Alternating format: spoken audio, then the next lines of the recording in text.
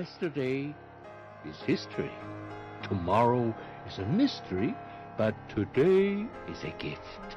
It is not our abilities that show what we truly are. It is our choices.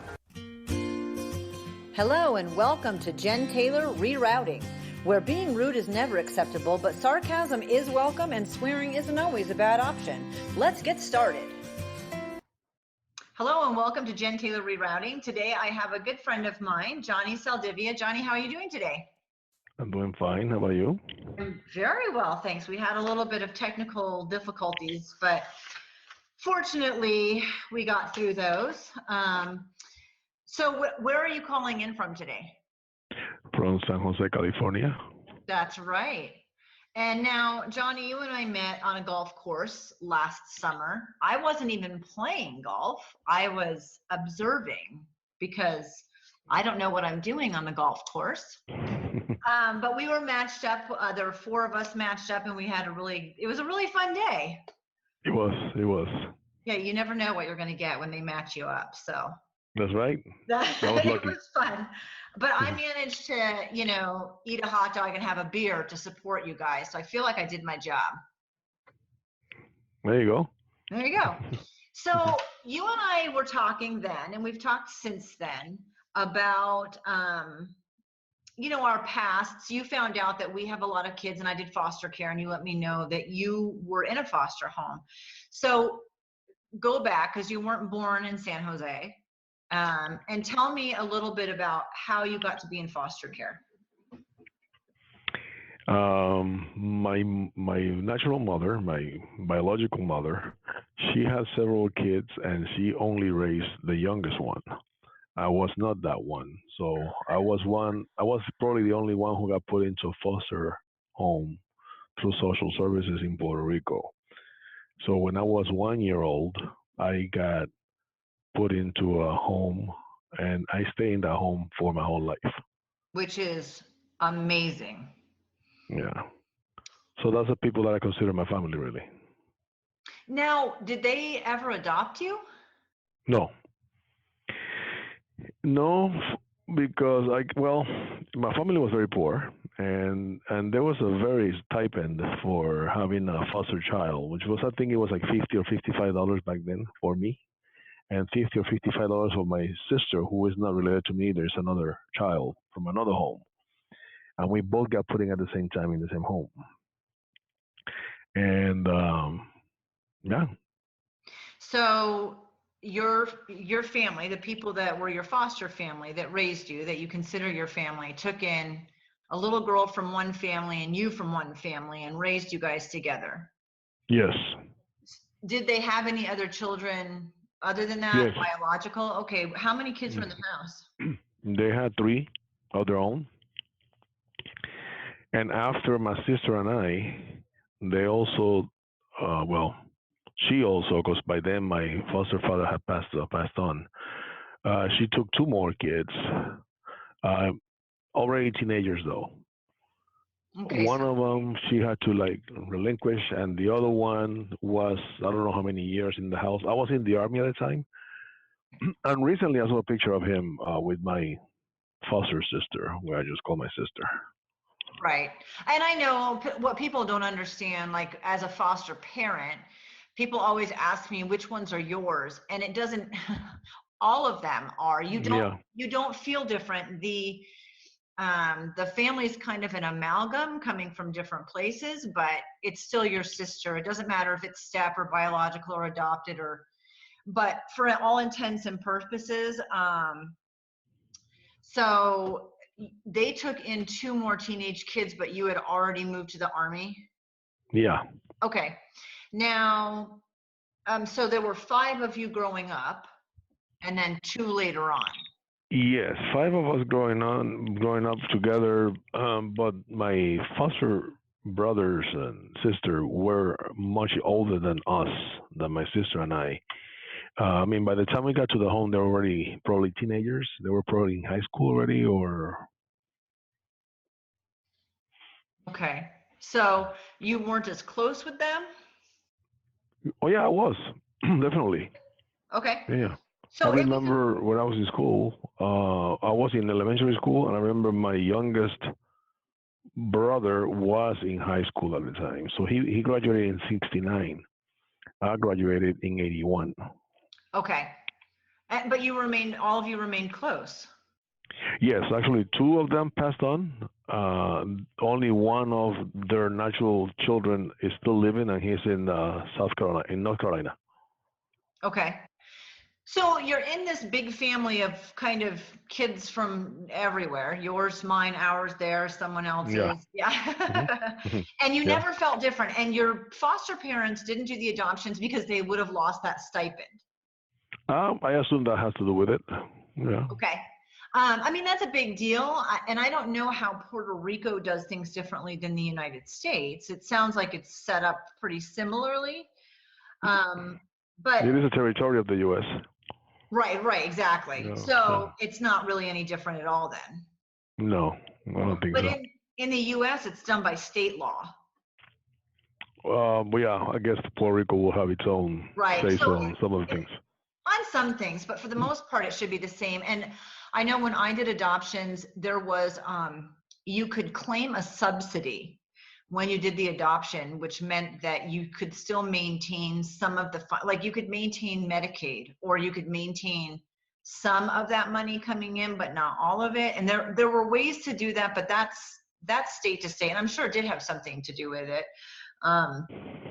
What about, so you were very close with your whole family, but it was a very poor area of Puerto Rico. Not necessarily the area, just the home itself, my home. I mean, there were other nice houses in the town. It's a small town, beach town in Puerto Rico. It's beautiful, actually. Um, I mean, I wouldn't know any different, but when I went to visit my friends at their house, I could say I could tell the difference. Yeah, no, I can understand that. It was the same way for me growing up. It was, you don't know you don't know what you're missing Yeah, yeah, until you know what you're missing. exactly. So now you said that your parents took very good care of you guys, though. They did, they did.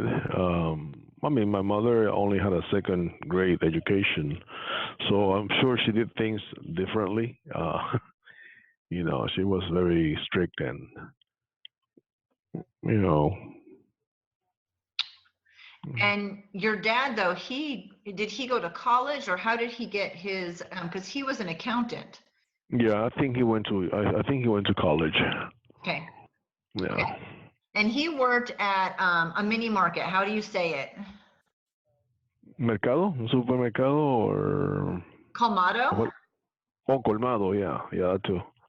Weird. You do it with an accent, and I do it with butchered English. So that's. But I mean, you've told me you were in a poor home, but like you said, growing up, you don't realize that you're in a poor home. Yeah. You always had a roof. You always had food. Yep. You got toys for Christmas. And tell me what Three Kings Day is. That's another holiday that Latin America, actually, not just Puerto Rico, celebrates. And that's when the three wise men follow the star to visit Jesus. Okay. That's what it is. And so since they took presents to the child, to Jesus, well, the camels, the three kings are supposed to go around the world in camels, bringing presents for kids as well. I feel like I got gypped now. So we so we had to leave grass on a shoebox for the camels to eat and water for them to drink, and they will leave presents in return. Isn't that nice?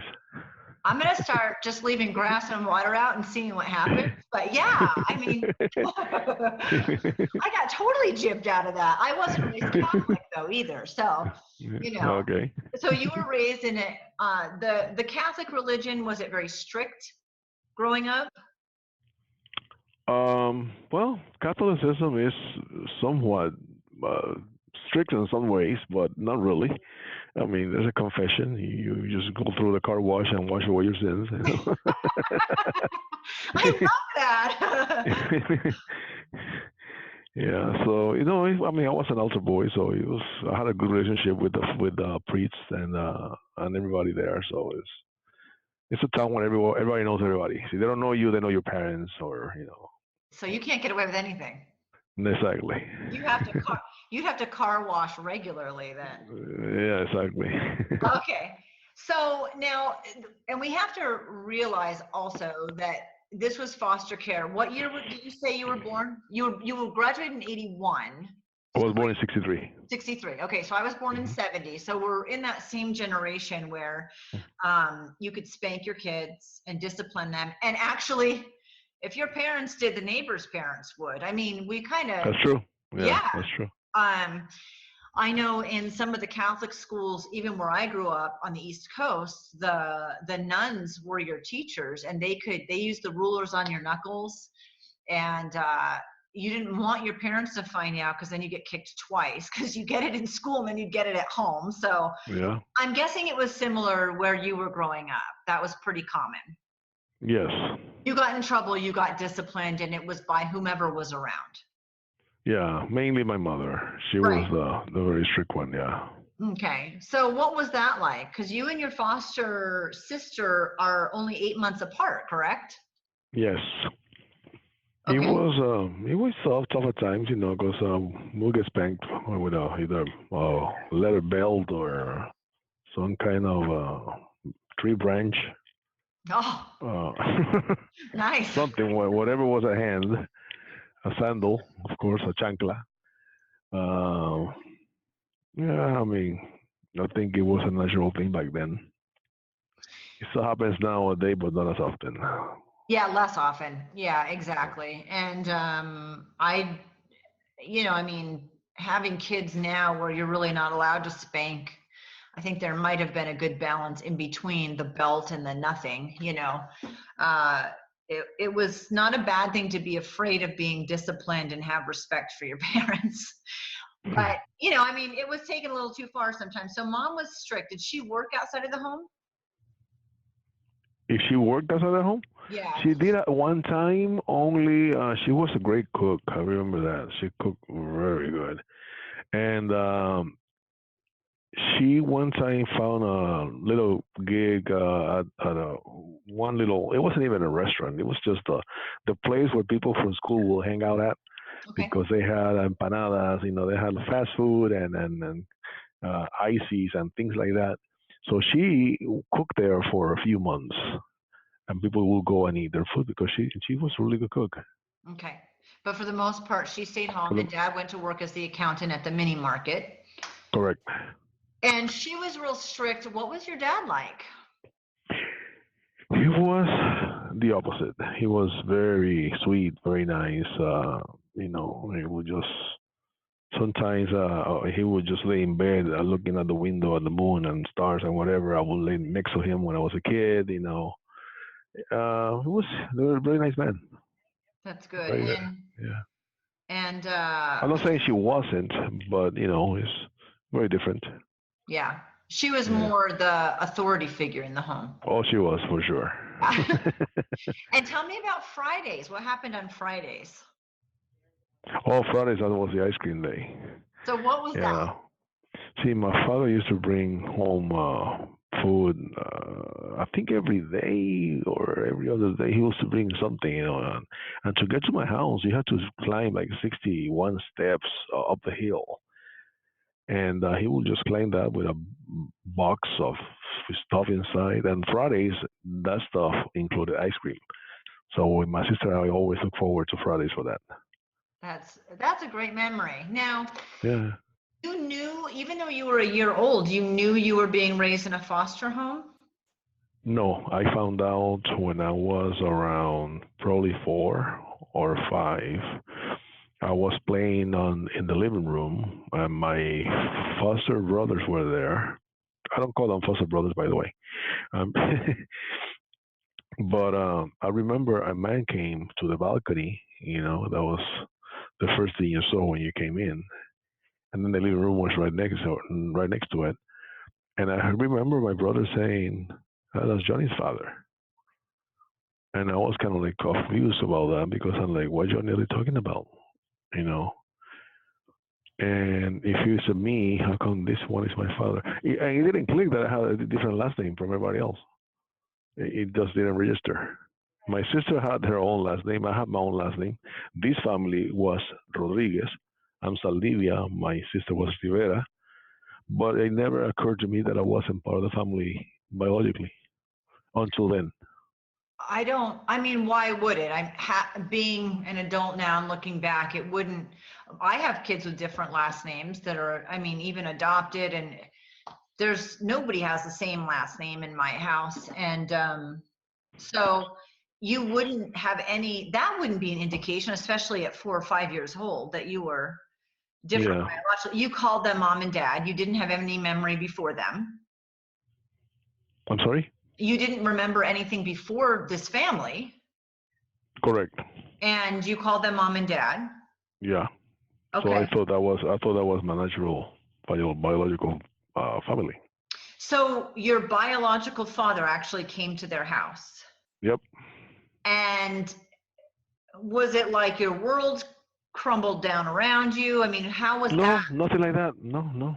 I just took it fine. I guess I was confused, but Right. it was being clarified to me in my mind as we spoke. This person was my father, and then when I was like in 10th grade, I was what 10th grade. Okay. Let's see. No, I'm sorry. On 5th grade, I was 10 years old. Then my biological mother wanted to see me as well. That was many years after, of course. That was like at least 5. So, I mean, by this time you knew you had, was it ever explained to you, or, No, no, it was never explained. and you never really asked? No, You just saw this guy that said he was your father, and that was pretty much it. I can't remember much since then. I remember, I think he brought me like a little cart where you sat in it, and he had like a fake horse in the front, and you pedal it, and it'll go around. It had like wheels. It was like a little wagon or something. Okay. And he took pictures. I remember that. He took a couple pictures, and then I remember he came from New York, and then he went back to New York, and shortly after that, he got killed. Okay, now, and he was only 33 years old at the time. When he died, yes. So he was 28-ish when you were born. So how did he get killed? Got a shot on the forehead. That will kind of do it. So do you, He was into drug dealings. okay. So Okay. when did you put the story together and learn, did you learn that he had passed away and then later figured it out? Or how did all of that, how did you put the puzzle together? Uh, I remember. So I guess someone told me that my father had died, and I mean I didn't really feel anything because I only saw him once before that, and to Right, me my father really was my foster father. right. So I mean I was not I wasn't happy about it, but I cannot say that I cried or anything like that. I remember the bells of the church ringing when there's a funeral procession. The Okay. bells go on, and I remember those bells, and that was my father's funeral, but I didn't go to it. Well, and you're right. You met him one time. You have almost no memories of him. But when did you learn what really happened to him? Uh, I cannot pinpoint it, but a lot of people, I mean, they say like he has a sister in Puerto Rico that my auntie, she's very sweet, and she has told me some of the things that I know. Um, my father had other kids. He was married actually, and he had two sons from this one woman. Both of them had passed on already. But one of them, the one who lasted the longest, died about probably 5 years ago. He told me a lot about our father and stuff as well. Okay, and they were older than you are. Oh yes, So when your mother got pregnant with you, your father had been married to someone else. he was married at the time. Yeah, Okay. he was married to somebody else at the time. So your family tree doesn't even fork or something. I don't know. I don't even know Yeah. how to write it out. Oh So yeah. so you learned a lot about your biological family as the years went on. And Hmm. then how many children did your mother have? Okay, she had three that got raised by their paternal grandfather. Their last name was Orta. I remember those three.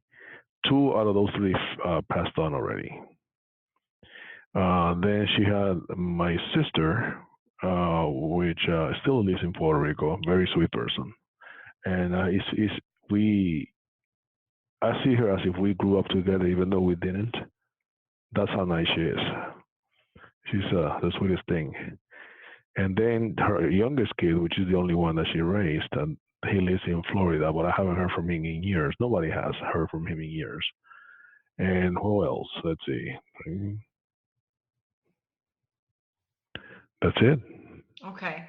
So between being raised by this foster family and the biological family, it's pretty huge. Yes. And you've gotten to know all of them. Yes. Well, at least one time I've seen all of them, and I heard someone told me that when my father got killed, there was another woman pregnant from him, but I had no idea about that child, if it was a boy or a girl, or where he's at, or nothing. Okay. So your dad liked drugs and women. We know that. Busy man, yeah. Okay, so it sounds to me kind of like you'd find things out incrementally over time and you just kind of took it in stride. You just went Yeah, with it. It wasn't I've been always been that way. I think that has helped me. I guess that's some. I have friends that are very pessimistic, and they look at me and say that I'm overly optimistic, which is I think is a good thing. And I think just looking at things that way, I think is better for your health. And oh, I don't like to worry about stuff. I agree. There's a lot of information that you found out growing up that could have been hurtful, even if you weren't pessimistic. Still, um, and I remember talking to you. It didn't seem like you had any abandonment issues by your biological parents, or No, I mean, you're pretty I'm well, I'm I'm thankful that she didn't have an abortion, so I'm here. right? Me too. And then now, but a lot of people have passed away. So you're telling me siblings, most of the siblings that are biological, quite a few of them have passed on. Some of the kids in the foster home have passed on. Who's left now? The only one left is the sister of mine that was raised with me in the home since we were one. Zulma? She's still in Sulma. Yeah, she's still in Puerto Rico. I love her to death. Then my foster brother, to call him somehow, Eddie. He lives in North Carolina. He's planning to move to Puerto Rico also soon, and I plan to do the same thing next year anyway. So him, and then from my biological father, I don't have anybody all except that one child that I never met and don't know the gender. And then from my mother's side, I only have my sister and one sister and two brothers. Okay. Now, you're technically your foster parents. Hmm. Your foster father only, these people died pretty young. My foster parents, yeah, he was only 50 when he died. He was only 50. You have siblings that have passed on and they were pretty young. Yes, and then my foster mother, she was in her 70s, I think, when she passed on. Okay. So how did your father pass away? My foster father, Yes, yes, sorry. he had a heart attack. At 50. Yeah, And what about your foster mom? she she died of well, she had diabetes and high blood pressure, and she did take care of herself though, because her daughter passed on in her 40s. She was also diabetic, and I think she had a heart attack also in her 40s, and she passed on. And I don't know, it could have been many things, Yeah. but she was healthy for the most part. I mean, she did live the longest out of all Yeah. Yeah, she of them. won. What about your biological mom? She's still living. Oh, okay. So do you have a relationship with her still? I do visit her when I go to Puerto Rico. Okay. Um, I mean, I don't visit her per se. Well, I have, but normally we just meet at my half sister's, her daughter's house. We usually meet the whole family on that side there. Well, of all these different kids in different coming from different biological or the foster parents biological kids, or how how did they all process the situation the same as you, or you're very laid back and you kind of just went with it, or did any of them have issues from the situation? Well, my sister that got raised with me, I think for the most part she is okay with everything. She does know her mother, her biological mother, and she's got a relationship with her brother and from that side, and she has sisters from that side, and they all connected, which is a good thing.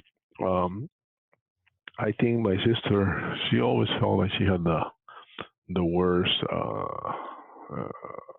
end of the stick. I guess she felt like she got spanked more than I did. I guess I don't know. You're talking about Zolma, who was in the Sulma, house. yeah, Yeah. yeah, Sulma. Well, you guys did get spanked a lot from, We did. yeah. Okay, so now you were raised Catholic and you were an altar boy, you said, and you were going to become a priest, which is vastly different from not being a priest. So Yeah, yeah. what was that process for you?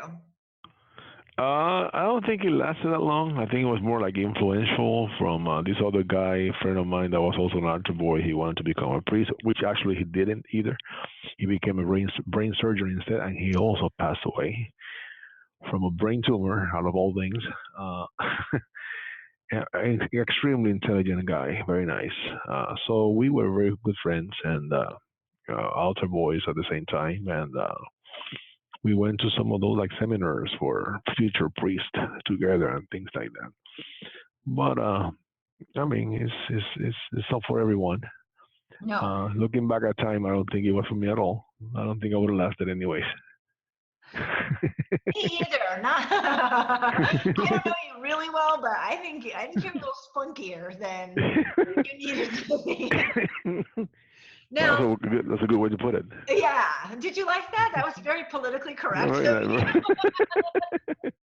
So there's one thing that you said was always part of you and your foster brothers, and that was music. So how do you feel like, in what way did that play a role? Was that something that you think helped you get through hard stuff or helped you heal? Or tell me a little bit about that. Music is always a good thing. I still to this day, I have a trio. I sing with a salsa band. I play solo in many events. I get extra money. My golf money comes from music, really, I guess. And yeah, I mean, it's been a positive thing altogether. Right. Okay. Uh, That's what I kind of got the feeling. Everybody has different ways that they process. I know you're a pretty laid back personality and you kind of just go with the flow. Because yeah, you went through a lot growing up and you just kind of shrug it off like it's no big deal. But yeah. I know a lot of times for people, there are other things that help. There's either other people that help them through or things like music that help them through. hmm Um, Now tell me about Well, your, the church yeah. involvement probably that helped a lot. And I had a bunch of good friends growing up, and we still took in contact. We do communicate via Facebook or by calling. And when I go to Puerto Rico, we get together still. There's a nice group of like around 25 to 30 people that still live in the area where we grew up, and we still get together. They still do That's every so often. that's great. It's awesome. I mean, that's a pretty big group considering we didn't Yeah, have internet for a long yeah, time. A lot of them. correct. Now, tell me about your profession. Well, I work for social services, which of course I was involved with since I was born, I guess. And too bad I won't get credit for all those years of my retirement. Well, But I should. I think you do get credit. So I started as an eligibility worker when I was got out of the army. Let's see. I started in 1991 working for social services. And I was a worker for 9 years, a supervisor for 12 years. I've been a trainer now for 5 years. So I've been here 25 and a half years. Will be 26 in October. And next year I'm retiring and going back home. I Yay. look forward. Yes. So Yeah. I'm going to back up though. And you joined the Army, and what did you do for the Army?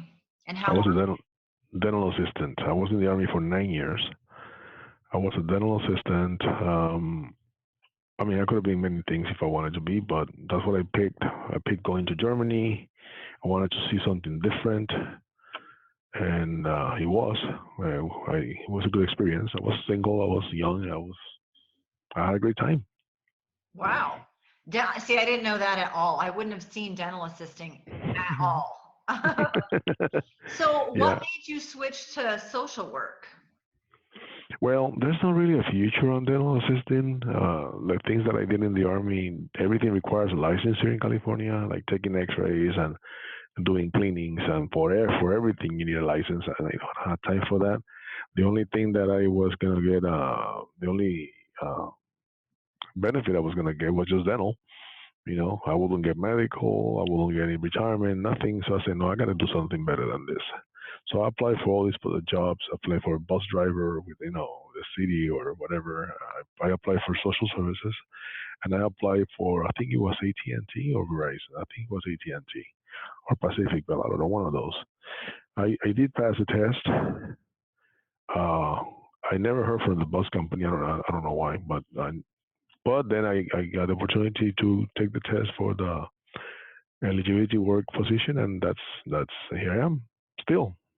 It's still almost Tw- 26 years later. Yeah.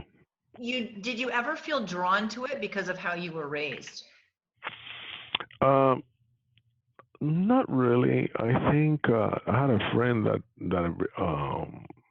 he he recommended for me to go into that field and take a test, and yeah, that's how it happened. Okay. Because I know I got into social work because of my background. And I thought, Yeah. well, if somebody made a difference to me, I want to make a difference to someone else. And it just kind Yeah. of spirals out of control. For you, it was more an opportunity. It was a coincidence, yeah. An opportunity. For someone told me, why you should apply for a county job. Because at the time I was unemployed when I got out of the army, and this guy told me you should apply here for this, and I'm glad I listened. Okay. Do you feel like your past experience growing up has helped you in this position? In a way, yes, because I always look at the positive in people and try to help them. I don't like to be judgmental, you know. So yeah, I think that has to do with it to some degree. Okay. And what advice would you give people who are struggling? If someone heard this that was in foster care, or someone heard this that wants to do foster care, what would you tell them? To bring a child to the house, I have recommended that to a lot of people. Some people complain that they say that they don't have any kids, that they can't have any kids. I say, why don't you adopt one or take a foster child in? I mean, there's all kinds of kids out there that need a home, And I know I was one at one time, so Right. and there's some good examples out there of foster kids. Look at this girl who just won all these gold medals. She was also a foster child. Uh, and yeah, I remember showing there was a couple of videos. There's always, I mean, I think people focus on the horror stories, how awful and there's a lot uh, of really wonderful success stories as well. yeah, yeah. Um, Well, there's been some horrible horror stories also about natural kids, about biological children who kill their parents and and their grandparents and yeah, yeah. So That's very true. So you yeah. tell people the same thing that I do to do it. Do you wonder what your life would have been like had you not gone to foster care or? I have thought about that many times, and I think that it would have been very different in the negative way. Because when I consider, when you know, realize that my natural biological brothers that passed on, one of them passed on of a drug overdose, the other one died because of alcoholism. The one that is alive used to break into houses to steal and so is being in jail, and you know what I mean. So it's like it's probably a blessing that I wasn't raised in the home.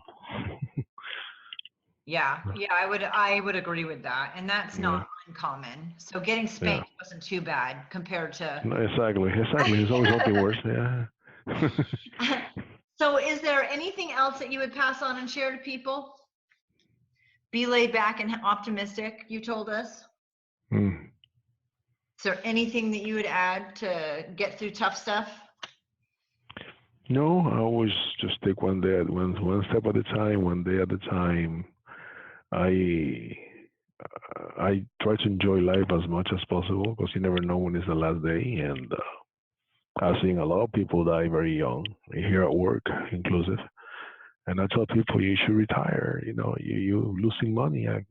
Tell people just do something for yourself. You know, work brings stress, and stress is not good for you. So do something that you enjoy. Yeah. Now, so you retire this coming October?